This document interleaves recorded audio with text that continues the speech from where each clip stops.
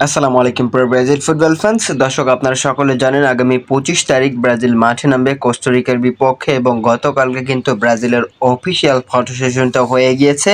সেখানে আমরা দেখতে পেয়েছি মোট 26 জন খেলোয়াড় সহ ডরিবাল জুনিয়র সহ সবারই কিন্তু মোটামুটি ছবি আসলে তোলা হয়েছে অফিসিয়াল জার্সিতে। এবং সেখানে কিন্তু দানিলো আসলে ক্যাপ্টেন থাকবেন এবারের কোপা আমেরিকায়। দানিলোকে কিন্তু বেশ কিছু প্রশ্নের উত্তর দিতে হবে, আর এটাই কিন্তু একটা স্বাভাবিক ব্যাপার।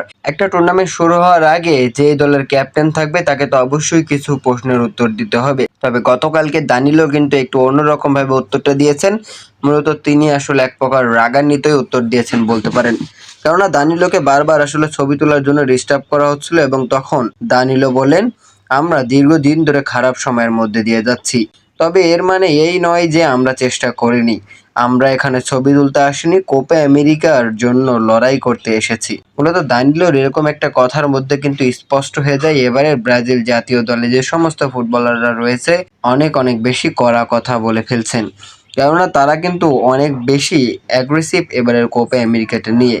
মূলত কোপা আমেরিকাটা জেতার জন্য আপ্রাণ চেষ্টা করবে এবং শেষ পর্যন্ত দেখা যাক ব্রাজিলের ক্যাপ্টেন দানিলো আসলে ব্রাজিলকে একটা কোপা আমেরিকার শিরোপা এনে দিতে পারে নাকি ব্রাজিলকে, এটা এখন দেখার বিষয়। যদি দানিলো নিজের রক্ষণাভাগকে দুর্দান্তভাবে আসলে সামনে রাখতে পারেন তাহলে অ্যাটাকিং লাইন নিয়ে দানিলোর কোনো চিন্তা করতে হবে না, কেননা সেখানে ভিনি, রদ্রিগো, এনরিকা আছে, তারা কিন্তু গোল করতে খুবই পারদর্শী।